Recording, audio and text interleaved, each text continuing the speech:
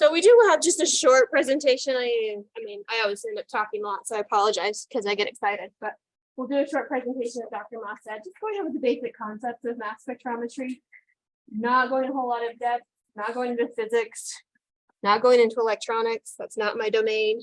We're really just going to talk about basic components, the different modes you can operate these things in, and then the different pieces you can put together so that you can have versatility in your tests. And then as Dr. Mass also said, after the presentation, we're actually going to have everybody move over into these two bays. We're going to divide you into groups of 5 students on either side of the bay, and we're going to build you into a mass spec. So each one of you is going to be a component, and you're going to have a job to do as we analyze our 6 patient samples to see what we have. So little presentation, basic principles, applications of mass spec. So what do we hope to achieve? We understand the basic theory of analyses by mass spectrometry. You identify the functional components of a basic mass spectrometer, know their function, different ionization techniques that are used with mass spectrometry, as well as the different types of mass analyzers that you can utilize. Then we're going to actually diagram the different modes, because even though the way you build it, the way you use it can be different depending on what you're trying to do in your laboratory. And then we'll also talk about interferences, because of course in testing, we always have pre-analytical and analytical challenges such as interference. And last, I just want to introduce you to the idea of what an internal standard is. Sometimes this is also referred to as a spiked sample. So it might give you an idea what we're going to do. Spike and recovery. All right, so mass spectrum already kind of tells you in a nutshell that we're looking at the mass of items or molecules, and we're looking maybe kind of at a spectrum of those within this sample. So basically a mass spectrometer is what's considered a very highly complex type of analyzer. You talked about different levels, low complexity, wave, high complexity. Yeah. Right, so this is deemed a high complexity test, so it does require a medical laboratory science person to run, operate, and report results on this. A lay person can't use a mass spectrometer, it's too complex. But our basic idea of a mass spectrometer is we're going to identify and measure the molecules in whatever sample we're testing based on their mass and their charge. So we say it's their mass to charge ratio, and we designated that as M/Z for shorthand. So the first thing that should jump out to you right now is they have to be ionized, because they have to have a charge on them. So we're going to talk about the ion source as a way to give all of those molecules a charge. So what kind of sample types do you see in the lab? Shout them out. Blood, urine, whole blood, serum, plasma, all kinds of stuff. They're all complex, right? Blood is a very complex matrix. Urine, less complex, it's mostly water, but it does have a lot of solutes in it. So for a lot of samples, especially like blood, we have to do a cleanup or a preparatory step before we put it in our mass spectrometer. So I don't have a slide because I don't want you to remember necessarily. Have you talked about like chromatographic methods? You're right. Okay.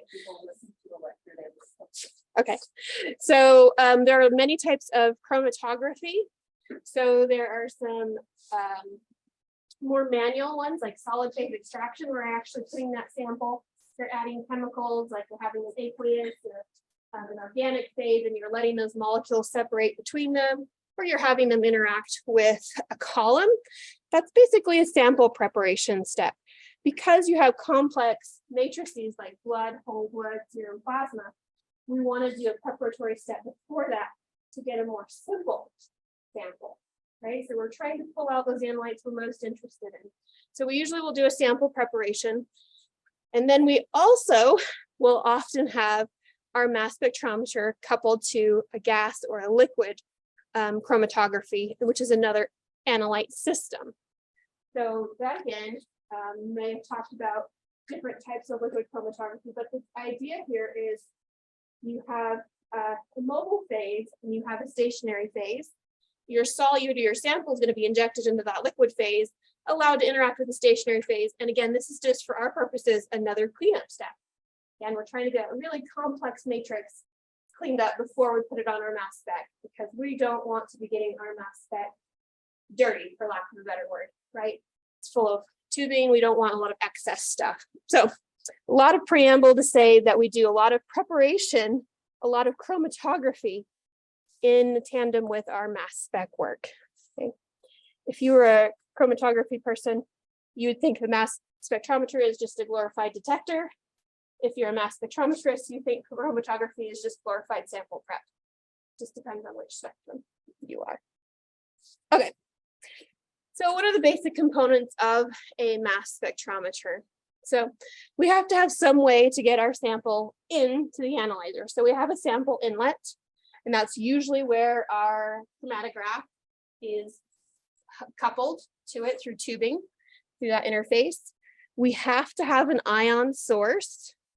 Again, it's a mass spectrometer. All of those molecules have to be charged or they won't be reactive. So we'll talk about different ionization source technologies just a moment. Inside that mass spec, you have to have a mass analyzer, right? So something that's going to help us sort out and select for particular mass to charge ratios that we're interested in. You have to have an ion detector, right? We have to be able to generate a signal that can actually be measured. So with mass spectrometers, most of them have an electron multiplier, which is great because as those ions hit the plate, you have an electron and it actually goes through a tube and it amplifies that signal, which is really good for clinical testing because that can help us with our sensitivity, because we can have a very low concentration, we amplify that signal and we make it a measurable signal. Okay, so you have to have an ion detector. And then lastly, we have to have some kind of system that helps us understand that signal and help us compute it into something that we can say milligrams of cortisol or milligrams per deciliter, excuse me, something that we can make a reportable value. So I would say those are the main components of your mass spectrometer. Might be a question, I don't know, later if you're doing a test. And how do we visualize that on the computer system? So typically, these are called a chromatogram. And so the x-axis is your time, because these things elute over time, right? It takes time for them to get through the HPLC. It takes time to get through the mass analyzer. So each analyte has a fairly unique retention time. And that's how long will it take to get through this system. So for this particular analyte, if we were measuring peak A, we know it elutes at about 30 minutes. That's its retention time. Okay. So maybe that's cortisol. Maybe that little peak next to it, B, is cortisone, very similar, but it elutes at 50 minutes. Okay. So we use that retention time. That helps us identify what peak it is, if it's the peak of interest. And then how do we detect or measure the concentration is by the height and the area under that peak. So the left of the y-axis is actually your detector response. So usually this is in counts per second coming from the detector. So it graphs how much information is coming from the detector over time, and that's how you graph that peak, or that, we call it a chromatogram again. So we would actually, on your computer system, you draw a line from one side of the peak to the other side of the peak that represents cortisol. And through the mathematics, it's going to say what is the area under that peak. You compare it to a standard, a known concentration, and that's how you'll know how much cortisol or whatever it is in your patient sample. That's how you get your reportable value. Okay. So that is the basic nutshell of mass spectrometry. So what do they look like in real life? I just gave you a couple examples. So this one on the left, they're both manufactured by the same vendor, AB-SciX. There are others. These were just the ones that were most handy and looked nicest in the photos. So on the left-hand side, again, these are typically coupled to a liquid chromatography or an HPLC system. So that's what you're seeing, that white stack, that's your HPLC stack. So again, if you listen to electron HPLC, you know you have your mobile phases, you have to have a column, you have a lot of tubing, you have a column oven. All of that is encompassed in your HPLC stack. So again, me as a mass spectrometrist, I just see that as glorified sample prep, sample cleanup. Okay. Then you can see there's a tube that comes from the stack over to the front of that mass spec that has a silver kind of face to it. That's your ion source. So, and then inside that blue box would be where all the mass analyzer, your detector, and then it's hooked up to a computer system. Same thing on the right, it's just a little bit different configuration. You still have your HPLC stack, but now instead of being this great big blue box, it's more spread out in a linear setup. And that's dependent on what type of mass analyzer it actually is. So let's talk a little bit about, we're going to talk about ionization first.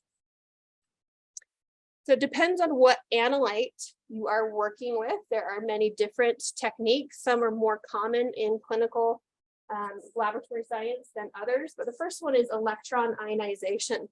So basically, in that ion source, like that silver face that we were looked at, we have our sample inlet that's coming from the chromatograph, and it's creating that straight stream of sample.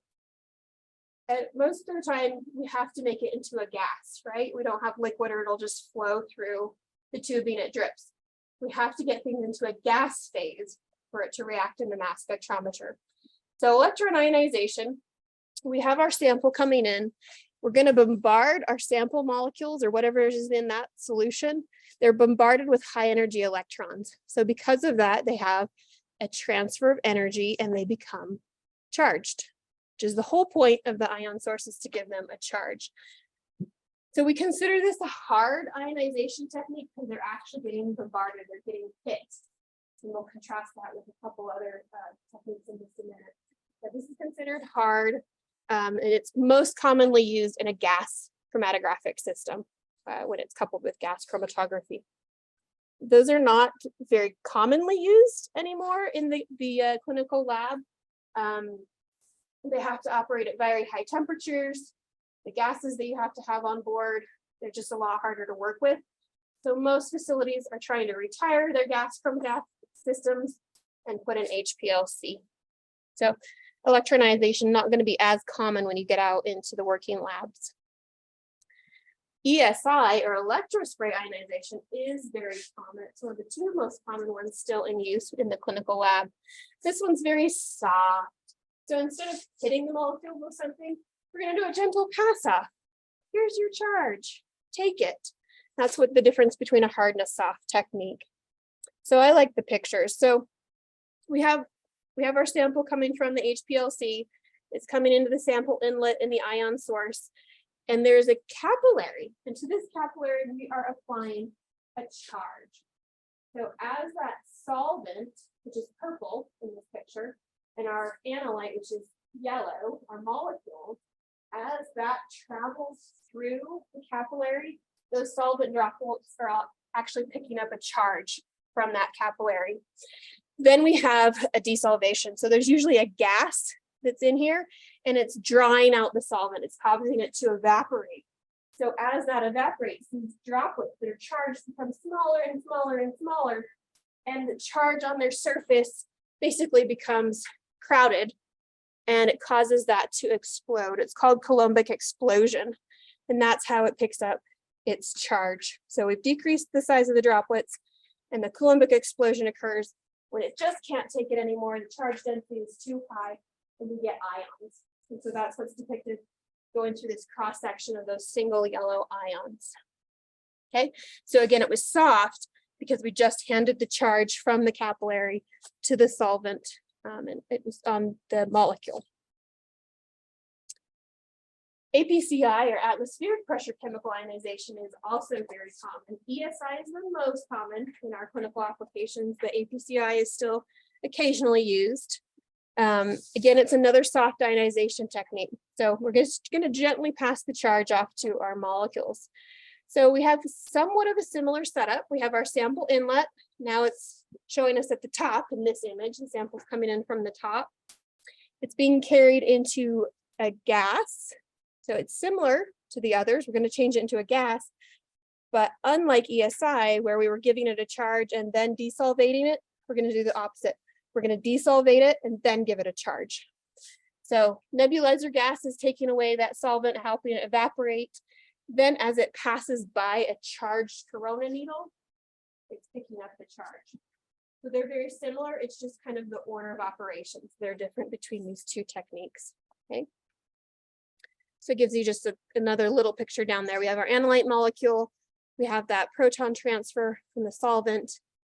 And then we have our charged analyte. Okay. Then that would be go to our mass analyzer. I think you've had a whole lecture if you're in micro this semester. I think you've had a whole lecture on MALDI, or matrix assisted laser desorption ionization. Very overhead picture for those of us not currently in micro. This is considered a soft ionization technique, though I think it seems a lot rougher than some of our other techniques. It's largely used for proteins. Most of the other techniques we've talked about so far for small molecule analysis. So small molecules, we're talking about hormones. A lot of hormone testing is done by mass spectrometry because they're smaller. Doing larger analysis like proteins, we're going to use MALDI. So pathogen ID, which is why you've had it in your micro lecture, this is where MALDI is mostly used. Okay. So in a nutshell, you can mix your sample, your patient sample, whatever it is, you mix it with your solvent matrix and you put it onto this stainless steel plate.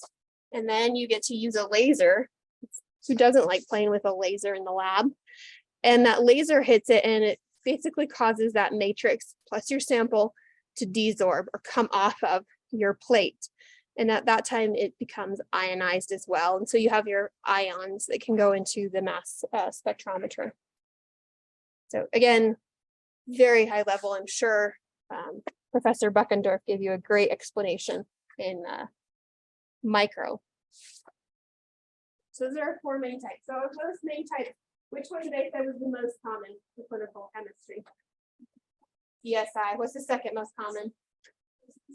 APCI. And what, aside from MALDI, what is a hard ionization technique? EI. Very good. Awesome. So a couple different mass analyzers. So again, the type of ionization source, the type of mass analyzer that you pick depends on your clinical application. So magnetic sector, if you were to Google mass spec right now, the most common thing you'd see come up is magnetic sector. However, it's not really the most commonly used in the clinical lab. I still want you to be at least familiar with what magnetic sector is. So again, I like pictures. They're worth 1,000 words, I'm told. So if we have our source in the top left corner of our picture, whatever that kind of source was, we've now got our charged molecules, our ions. In the magnetic sector, we're going to have a uniform acceleration. So usually you'll have electrical field, and you'll see that's kind of common between a lot of these mass analyzers. We have an electrical field right there at the beginning. I think of this like the starting line, and everybody gets the same amount of oomph to go forward at the same time.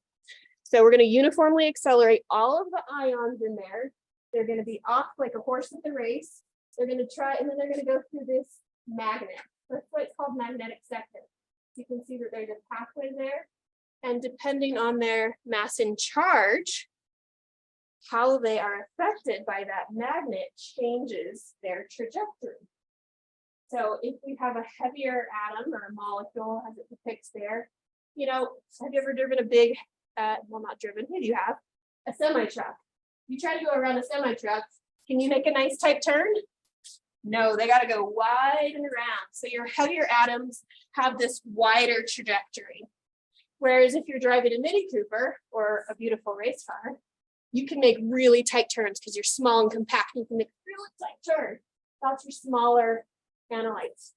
So that's how they're actually separating in magnetic sector, is based on that magnetic push and pull with their mass and their charge. It separates them out. So down at your detector, you can actually have an exit slit, and depending on what you're trying to measure, it'll only allow those ions in that particular pathway to pass through to your detector. Okay. So we've had a racetrack analogy. Let's see what else we can come up with. Okay. So key concepts: ions with a larger mass are not deflected as much, whereas smaller ions are going to have that nice tight turn. They're highly deflected. And you can select which mass to charge ratio you want to measure by the exit slit, and only those are going to go through the detector. Quadrupoles. So that one's again less common in the clinical lab nowadays. The rest of them are going to be more common. So quadrupoles. So what does that name even tell you? What does quad refer to? 4. So a quadrupole is basically just 4 parallel rods, and they're sitting kind of in this bundle. So I like this picture because it shows you the size of an actual quadrupole. When I first was learning mass spec, I'm thinking like, oh, they got to be these bench top, like the length of a bench top, they got to be huge. When no, they'll actually fit in your hand. So 4 parallel rods, they are made of metal. We're going to apply different voltages, and we can use direct current, and we're going to apply them to the opposite or the parallel rods, and we can keep alternating the frequency and the direct current that's applied to them.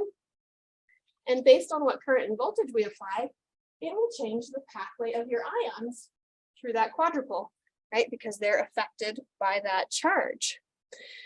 So here's our cross-sectional diagram of a quadrupole. Vacuum pressure is going to pull our ions in our sample forward to the detector. And then based on the charge of our analyte, again, it's going to be affected by the charges applied to those poles or rods. So in this picture, we have, let's start with the green one. This is going to be our analyte that we're actually interested in measuring. So we're going to set the DC and the RF voltages to maintain that analyte. So it has this nice little up and down. It's just taking a nice little walk through the park, and it makes it all the way through the rail. We call that being resonant. So it's in the same path that we want it to, and it makes it all the way to the detector. As opposed to an analyte that we're not interested in measuring, we try to give that a non-resonant pathway. So we apply that DC and RF, they're going to get kicked out. So instead of making it through the part, they take a side path and they get kicked out of the quadrupole, and they just get lost inside the mass spec. Eventually you have to do some cleaning to take care of the charges and stuff in there, but basically they just get kicked off the pathway. Okay, we call those non-resonant. Yes. They're metal. I'm not sure exactly what type of metal, but I could find that out. Good question. Okay, so the basic idea here is we're able to select specific mass to charge ratios or specific analytes based on their resonance that we control with the DC and the RF voltages. So stable trajectory or resonant, they make it to the detector. Non-resonant are going to get lost. They don't make it to the detector. Linear ion trap, these are not as common. They still are used for some applications, especially when you have an analyte that has very low concentrations, because you can effectively use this type of mass analyzer to concentrate your sample, for lack of a better explanation. So we call this a trap.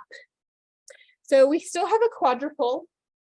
So this picture now they're yellow, but it's still the same idea. You have 4 parallel rods. We're still going to apply DC and RF voltages to them. However, now we've added voltages and electric field at the entrance and the exit. So this is why we call it a trap, because we're going to let them in, and then we're going to slam the door behind them with our electric field, while we also have the door on the other side. Another electrical field is trapped, so they can't get out. And then what we can do is we can change the potential on the exit electrode, and that will selectively allow particular mass to charge ratio. So specific analytes, we can get them to be ejected when we want them to. Okay, so again, this is very good utility for concentrating molecules that are naturally in very low concentrations, because we can keep adding sample and sample and sample and letting those ions build up and only allow them out when we're good and ready to. Okay, so it's a trap. Okay, so you can selectively eject them when you want to, use it to concentrate for better sensitivity. Time of flight has become very popular in the clinical lab. So they're often just referred to at the top. I'm sure you'll hear that or read that at some point here. So basically, this is another one where we're going to separate ions by how they move within the quadrupole. So we do have another quadrupole in the center. We're going to give another kind of starting line where everybody gets kicked off by a uniform acceleration of an electrical field. And we're basically going to see how fast do they move? What is their time of flight? So you can imagine this, I think of this like a bowling lane. So you've got a bowling ball, and then you've got maybe, I don't know, a baseball. And you give them the same starting potential, right? And you see which one makes it to the end first. Which one do you think is going to move slower? One with greater mass or lesser?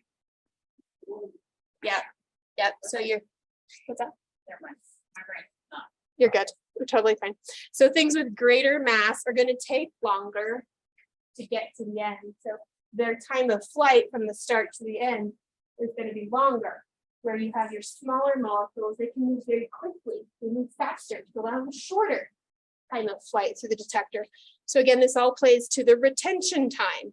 How long does it take to get through the system? So shorter versus longer. And we'd know the retention time for a particular analyte because we'd use a known standard and we'd put it through in research and development, and we'd find out what its retention time is. Okay, so that's how we know what its particular retention time should be. Okay, so again, just reiterate, you have a quadrupole, you have an entrance electrical field, uniformly accelerates all of the ions. Ions with a smaller mass, going to move faster, have a shorter retention time or shorter time of flight. Larger mass is going to take longer to get there. Tandem mass spectrometers, very common now, and they're actually very powerful. So again, I think in the clinical lab, there's a huge debate between mass spectrometry and molecular. Obviously, molecular is very useful and popular. Mass spec for the clinical chemistry world has kind of been the king of technology because it can be used so powerfully. We can get great specificity and we can have great sensitivity with these samples. And we can also deal with a lot of complex samples and detect very low amounts again. So tandem, what does the word tandem mean? Together. Yeah, I'm sure people said I just can't hear because I'm deaf, but it does mean together. So like a tandem bicycle, you could ride it with two people. Basically a tandem mass spec. We're going to put two mass spec with two mass analyzers together and let them do their thing. Why would I do that?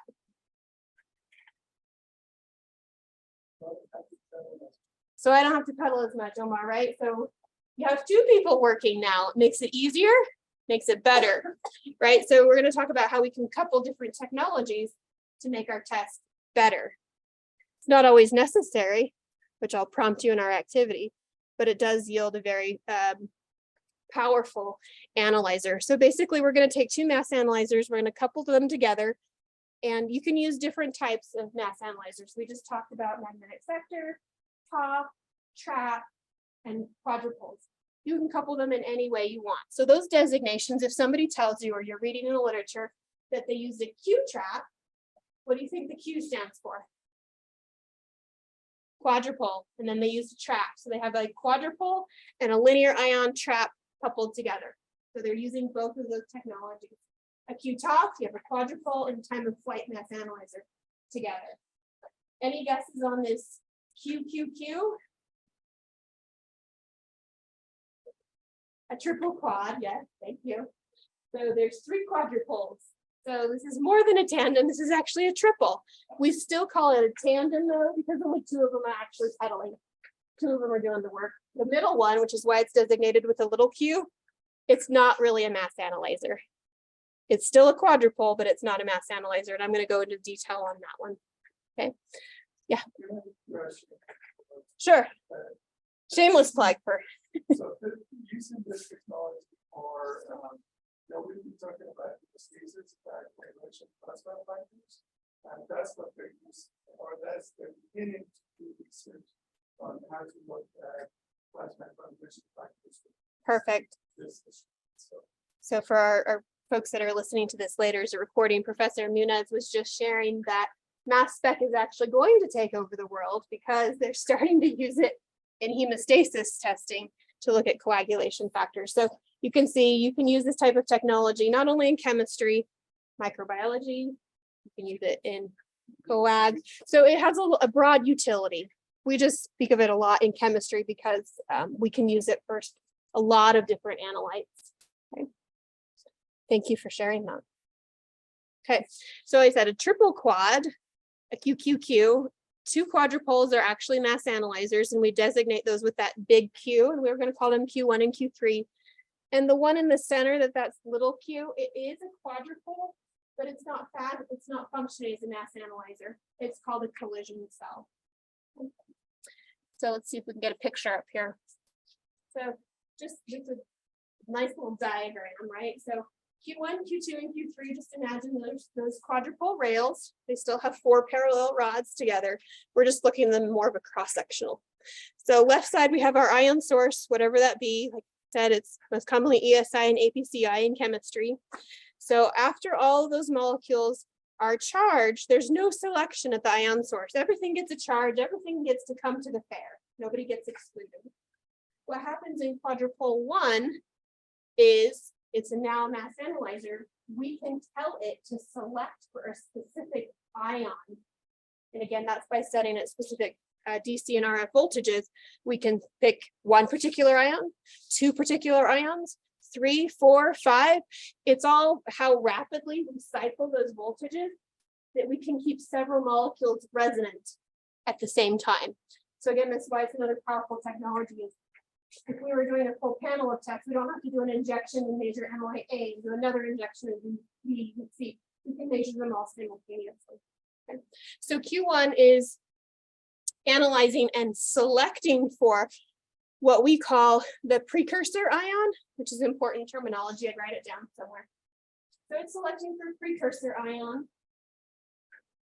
Less common language or less scientific language, we call this the parent ion. I may accidentally interchange between those two because I'm a horrible mass spectrometrist. So precursor and parent ion are the same thing. So whatever ions we select for in Q1, we allow those to pass through, right? They're resonant, they go to Q2.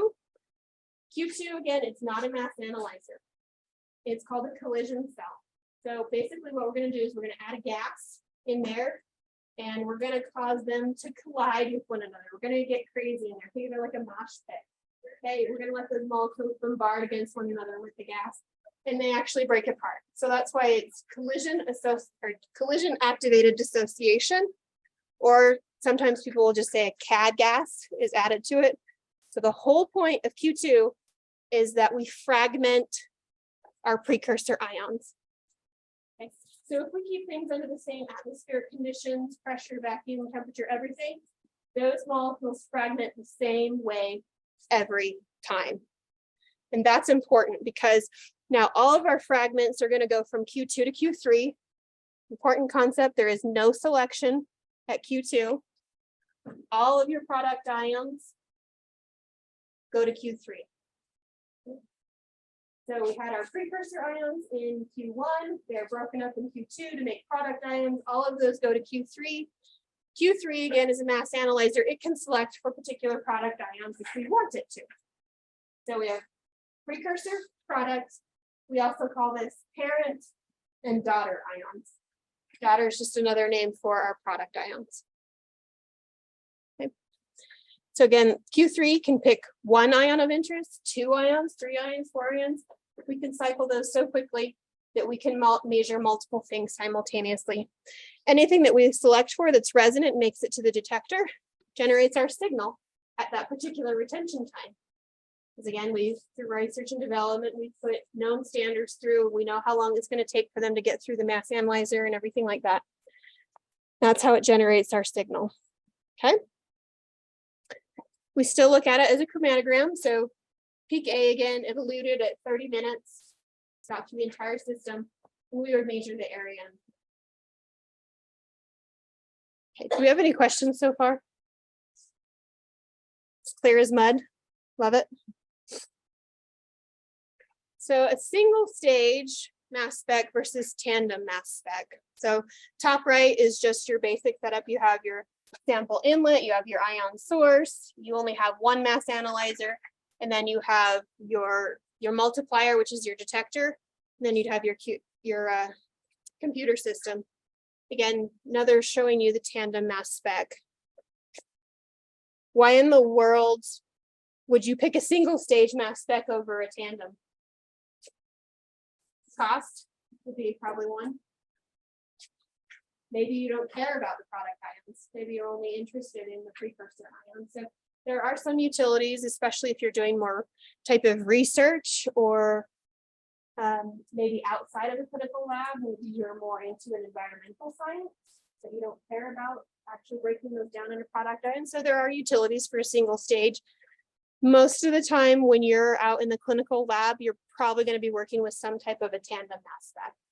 And again, it's because we're dealing with components in the body, which are usually at low concentrations. Whereas in the environment, you might be talking about higher. So it just depends on the utility. I'll ask you probing questions in the activity about if you think we could do things with a single or a tandem. So the last concept with our mass analyzers, before we'll take a quick little break and then we'll do our activity, is how we can use these in different modes. There are different kind of mass spec operation modes. The first mode that we could use is called a full scan mode. So full scan, again, so my little diagrams, we're going to use color to represent mass to charge. So each color, just imagine it's a different mass to charge ratio. So in full scan mode, just what it says, we're going to scan through and we're going to see everything that is in that sample, every analyte mass to charge ratio. So do you think there's selection in Q1? No, there's no selection. We're not picking a particular analyte. We want to know everything in that sample, scanning it. So Q1, it's not set to select, but we are still cycling DC and RF. So it helps separate out the mass to charge ratios because we want them to arrive at the detector separately so we can actually quantitate and see what each one is. So in full scan mode, Q1, there's no selection, but it is cycling to help you filter those, for lack of a better word. Collision cell is not active. We're not fragmenting them. Q3, also not doing anything except channeling them forward, okay, onto the detector. So for this type of mode, do you think you need a tandem mass spec or could you get away with a single stage? What do you think? Big single stage, I think, over here. Yeah, you didn't need a tandem because you're not actually using Q2 and Q3 to do anything. So in that type of a research, perhaps, you would only need a single stage. So like maybe you're analyzing a water sample and you just want to know what kind of metals are in it, things like that. So another mode we can use is selected ion monitoring or SIM. So this is where we're actually having Q1 select a particular precursor ion. Again, it can do more than one, but for our example, we're just picking one ion for SIM. And Q2 is not fragmenting, it's off. It's not doing anything. Q3, again, it's just channeling forward. Q1 already did all the selection. So selected ion monitoring, we're monitoring one select ion, it's right in the name. So do I need a tandem mass spec for this? No, again, not, because Q1 is the only one actually doing any work. So you could have gotten away with a single stage.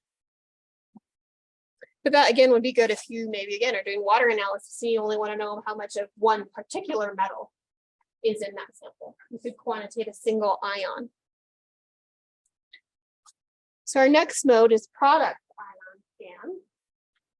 So just as it name intimates, we're going to scan and see what product ions our particular precursor ion makes. So Q1 is active, it is selecting. In this case, we're picking green. So we only made it so that green was resonant and made it through Q1. Q2 is now active for the first time. It's finally happy it gets to do something. We turn on that pad gas, it hits one another, it breaks apart fragments. And so in my little picture here, green will actually fragment into red, blue, and purple.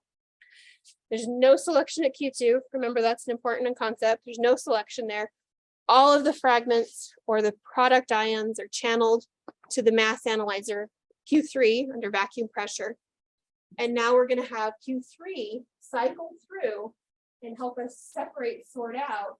So red, blue, and purple all arrive at the detector at their different times based on their mass to charge ratio. So your chromatogram for this type of thing, we'd actually have three separate peaks, one representing red, one blue, and one purple. So again, this is a product ion scan. We were interested, what kind of product ions does green make? Why do you think I would want to do that? Guesses? Drug testing, perhaps? Yep, exactly. A lot of this is done in research and development, because if you're trying to measure a particular analyte, like a drug or a hormone, you first need to know how to set up your assay. So you need to know what product ions you're eventually going to monitor. So your first step is to figure out what product ions does it actually make under those conditions. So product ion scans done quite commonly when you're doing a development of an assay to try to pick your most abundant ions that don't have interference. Okay, so could I do this with a single stage mass spec? Everybody should shake their heads no. Yep, absolutely, because Q2 and Q3 are now actually doing their own work. I have two more modes. So selected reaction monitoring. So in terms of mass spectrometry, a reaction means that I'm monitoring a product, I'm breaking it up, and I'm monitoring a particular precursor. I break it up and then I'm monitoring a specific product ion. That's what we call a reaction in terms of mass spectrometry. So I'm measuring a specific or a select reaction here.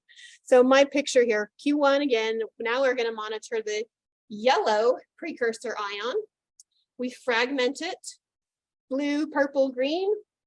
All of those fragments, all of those product ions are going to channel through to Q3. And now Q3 is set to pick blue. So again, it's going to have that DCRF set to keep blue resonant, purple and green would be non-resonant. So only blue shows up at the detector. So the chromatogram for this type of reaction would just show us a single peak representing the blue product ions. Okay. So this is typically after you've gone through R&D, you've picked the most abundant product ion that has minimal interference. And that's what you're going to set your clinical test in production to monitor so that you can decipher that from other compounds that have a similar mass to charge ratio.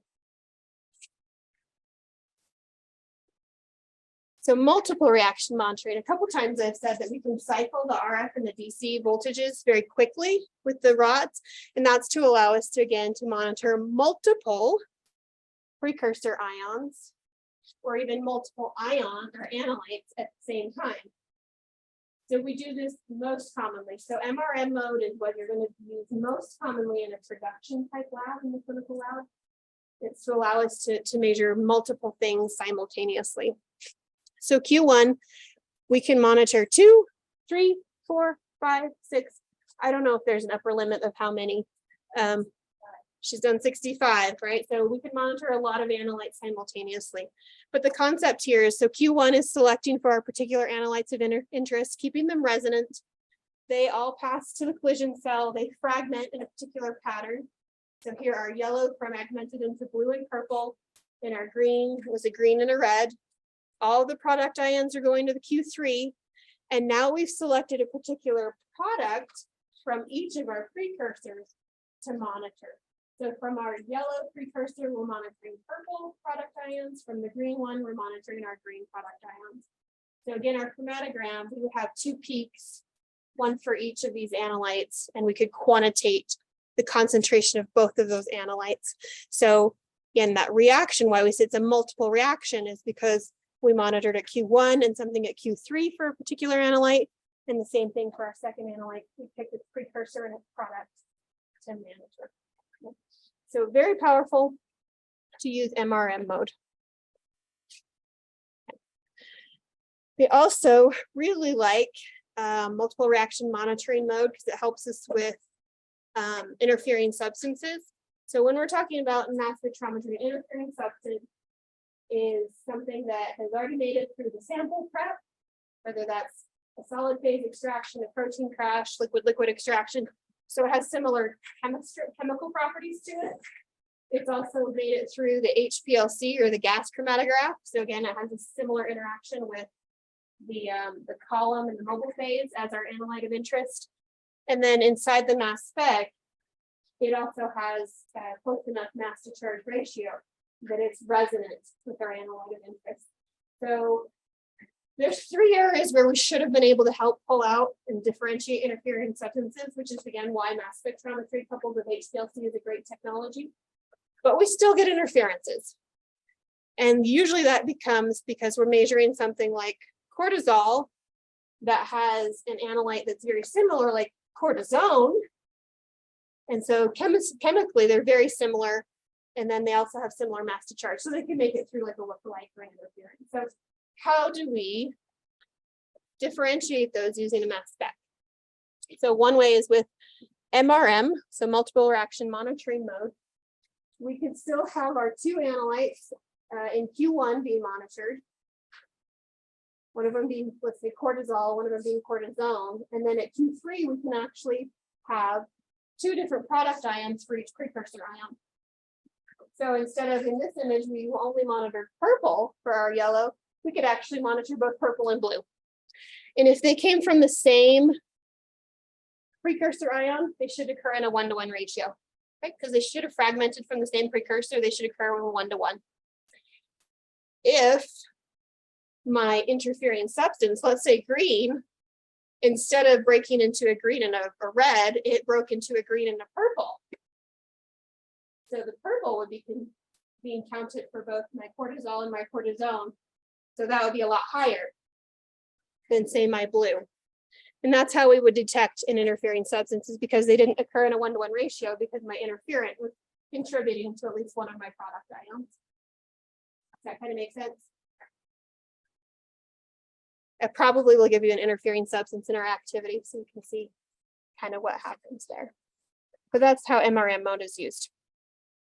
Last concept before we wrap up here is use of an internal standard. So what is deuterated? Shout it out. What does it deuterated mean, or a deuterium? Say it loud. Heavy hydrogen. So we're going to give something an extra hydrogen. We're going to give it an extra charge. Okay. So the whole concept of an internal standard, and earlier I mentioned spiking, is an internal standard is something that we've purchased. It's a known standard. We're going to put it in a known concentration at the very beginning of our sample testing process. And so if I know I put in, I don't know, 100 milligrams per deciliter, it's going to travel through with the sample. It's going to go through sample prep. It's going to go through the chromatographic system, and it's going to go through the mass spec system. If I only recover 50 milligrams per deciliter, I know that I lost 50% somewhere through the testing system. So if I know I lost 50% of my internal standard, I'm going to make the assumption that I also lost 50% of my patient sample along the way. So we use this to, we say, normalize patient results, because if I lost 50% of the standard, then I have to multiply whatever I recovered for my patient by 2 to get back up to 100%. Okay, so we use that to normalize our patient samples. Has some other applications, but it's beyond scope for our purposes. Deuterated internal standards, we try to pick whatever analyte we're going to measure. We try to pick a deuterated form of it, because we want it to react the same way in the sample prep phase. We want it to react the same way on the column and in the mass spec. So if you're measuring, try to pick out things that I've tested before, your catecholamines like epinephrine, norepinephrine, and dopamine. You'll try to buy deuterated forms of each one of those to use for your internal standard, so that you're monitoring an apple and an apple. You're not trying to say, well, I'm monitoring this apple and it kind of tells me what happened to this banana, because they don't react the same. So that's why it's really important to use a deuterated internal standard. That being said, there are deuterated internal standards for every analyte that we might want to test. Depends what's available to you. So you may have to, again, in research and development, you may have to pick something that's your closest